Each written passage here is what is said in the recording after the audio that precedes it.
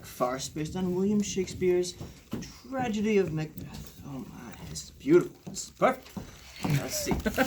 Enter Slackbeth, clutching a bottle of cold 45. Oh my, those idiots out there are gonna eat this one up. Ah, Shakespeare, you're the gift that never stops giving. What? The hell are you? What in God's name are you doing my studying? Why are you all tied up like that? Are you an escapee from a mental institution? I'm calling the cops, right? 9? I'm the ghost of William Shakespeare. Uh-huh. Yeah, I'm the ghost of Honorius Thompson. Cut the crap, buddy. Who are you really? I speak the truth and nothing but the truth. I am none other than William Shakespeare, shuffled off this mortal coil. Here, I have a letter authentication. I entreat you to read it. To whom it may concern, the bearer of this letter is indeed William Shakespeare, a.k.a. the Bard of Avon. Signed, God. Well, if it was signed by God, this has to be you. I mean, no one in the history of the world has ever used the name of God and tried to put one over on another person. All right, I got a question for you. If you know this, you really are who you say you are. Which one of your illustrious characters gets killed by a bear? Why, that was Antigonus, of course. What a sap. I got a lot of joy out of that. Oh my God! Only you would know that. Kids, this is why you don't do drugs.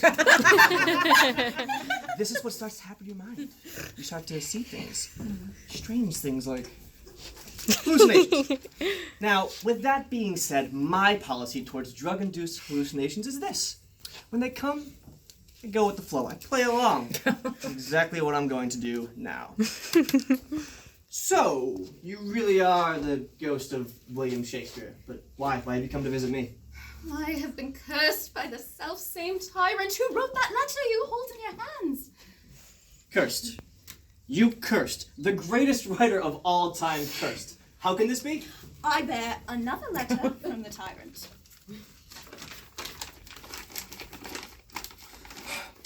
Alright, let's see. For blasphemy most foul, I, God, sentence you to wander the afterlife in perpetuity. This curse may be broken only under one condition. You, William Shakespeare, must locate and convince one writer out of all writers on earth to forswear and repudiate your artistic influence. Said writer must vow to compose a wholly original theatrical work, creating his or her own characters, developing his or her own plot lines. His or her work must owe absolutely no debt to you, William Shakespeare, in any way, shape, or form. And upon the location of such a writer, willing to renounce you and all your works, you shall be set free in the afterlife. Signed, God. Jeez. Look, that's an impossible task. I mean, I don't know of anybody who hasn't been influenced by you. I mean, you're huge. You're everywhere. You're Shakespeare. For over 400 years, I have wandered the afterlife, desperately seeking one lone writer, one fearless and creative soul, one titan, willing to throw off the yoke of my influence and stand on his own 2 feet, to write in his own true voice. In vain have I searched.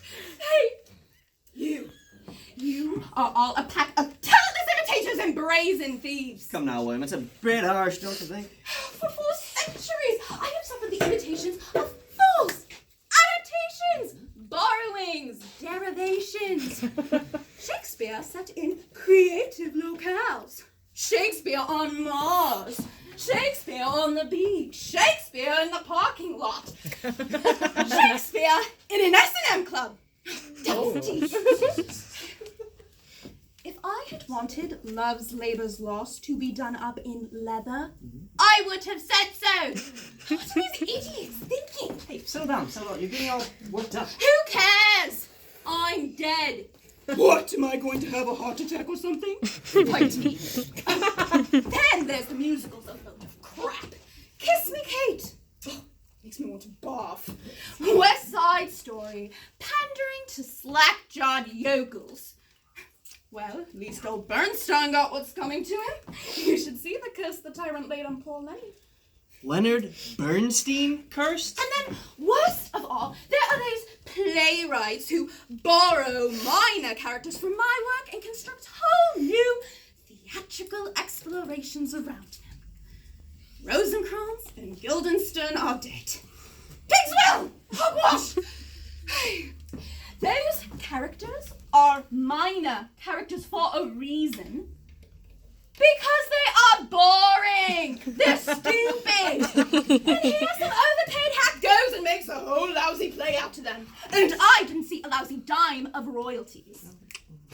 I see you've been doing a bit of scrolling yourself. Let's have a look at it. No, you don't. Jeez. Slap that. A redneck farce based on William Shakespeare's tragedy. Oh, Shakespeare. I'm so sorry. So very sorry to have offended you. No use. I am condemned to wander aimlessly for all time. Well, Bill, perhaps not. You see, unlike almost every other writer who has ever lived, I'm a writer with conscience. I can actually feel your pain, your unbearable sorrow. Perhaps I could give it a go. Perhaps I could sit down right this very moment and crack out a work entirely devoid of Shakespearean influence. In fact, I believe I shall. I've seen this before. Writers, morons. Every one of them thinks he's the one pencil pusher in the whole world who has a genuine heart that beats for all mankind. But I know it's going to happen. I've seen it 1,000 times. Oh no, damn, that won't work. Oh, no. Oh, good God. I can't do it. I'm trying to think, but nothing happens. What did you just say? Oh, I said I'm trying to think, but nothing happens. Hey, wait, I've heard that before. It's a quote. It's straight out of the Three Stooges. Curly said it. Yes. Yeah. Yes, indeed. It was Curly Howard himself who said it. I'm trying to think, but nothing happens. It was from Calling All Curs, I do believe. 1939. A comic masterpiece. And guess what? I think you've stumbled upon a way out of our dilemma. How so? What do the Three Stooges have to do with our dilemma? Don't you see? Messrs. Howard and Fine would make perfectly adequate replacements for me. As your new muses, you could cast off the exhausting influence of tired, broken old Bill Shakespeare and build an entirely new theatrical aesthetic derived from the works of the Three Stooges. You know, now that you mention it, I have always considered Cuckoo Cavaliers to be an episode of high comedic tone. And who can ever forget Dizzy Doctors? Perhaps I'm onto something here. Hey, Shakespeare. A guy wants to know what to do for inflammation. Why call us? Tell him to dial inflammation. Oh, why?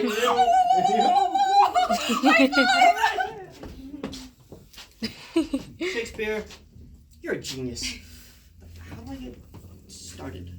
Here, I'll help you. Do you remember the episode A Plumbing We Will Go?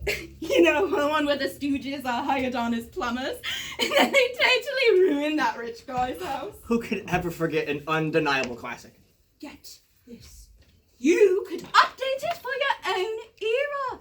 Instead of 3 imbecilic plumbers, you could present your heroes as the star. I got it. You could make them greedy, soulless hedge fund managers. And instead of being hired on by a rich guy to fix the plumbing, they're invited to Washington, D.C. by the President of the United States of America to fix the ailing economy. But instead of fixing it, they drive it into the ground or they absolutely destroy it. Come on, Bill. Nobody's gonna buy that. It's absolutely unbelievable. Totally implausible. It's just too far-fetched. For God's sakes, man, take a look at some of my plays. Far-fetched. Get a load of A Midsummer Night's Dream. You think something like that could ever take place in real life? 12th Night! Hell, I don't even know what the hell that thing is about. Yeah, you've got a point that one is a friggin' mess. My entire output is a mess. A big, stinking Shakespearean mess. humiliated, overexposed, done to death. Stooges. Stooges. Nobody's done the Stooges. Just think of it, lad. Audiences will eat it up. The people are just a pack of drooling trained seals. And think of the critics. I can hear the reviews now. Headline, a fresh new voice. The playwright minds hitherto unexplored sources to create a new world of blah, blah, blah. You know how they are. Anyhow, the point is, imitate the Stooges and you'll be famous, celebrated. You'll be rich. Rich? Famous? Oh, the sound of that, yes. Yes, indeed. Perhaps I could give it a go. Perhaps I could write something in a Stooge-like vein. Alright, I'm gonna give it a shot. Curly, Larry, Mo, Dr. Howard, Dr. Fine, Dr. Howard, I call upon you now. I know you're up there. I humbly beseech you to inspire me to create a great work of art, a masterpiece. Yes, my boy. Go for it, Graham, go for it. Listen, Niagara Falls. Slowly I turn step by step, inch by inch. I can feel it. I can feel the work, the muse running through me. I can feel the influence of the blessed Three Stooges. I've got to get to work right this very moment. There is one small matter to be dealt with before you get started. What would that be? You need to recite your vow. The vow completely repudiating me, William Shakespeare, and all my works. The vow which will set both you and me free. Sure, Bill. I, soon-to-be world-famous playwright Graham Gonzo, do hereby renounce and repudiate you, Bard of Avon. I do hereby proclaim, get thee behind me, Shakespeare! Oh, I'm free! I'm free! Oh, we've done it, lad! We've done it! We've broken the curse! I am now free to traverse the afterlife unbound! How can I ever repay you? Well, Bill, I'm really chomping at the bit here right now. I'd really like to get started on my new opus, my new Stooge-inspired opus, that is. It would really help if... Could you please take your leave now? I need to be left, undisturbed, out from under your shadow, if you had one, that is. Surely, good sir, there's nothing I would like to do better. Yes, yes, free at last. Once again, I thank you, and now I take my leave of you. Where are you going to go? What are you going to do first? There's only one thing to do. First, let's kill all the lawyers. Where the best die. Well, new lease on creative life. All right, here we go. Let's see.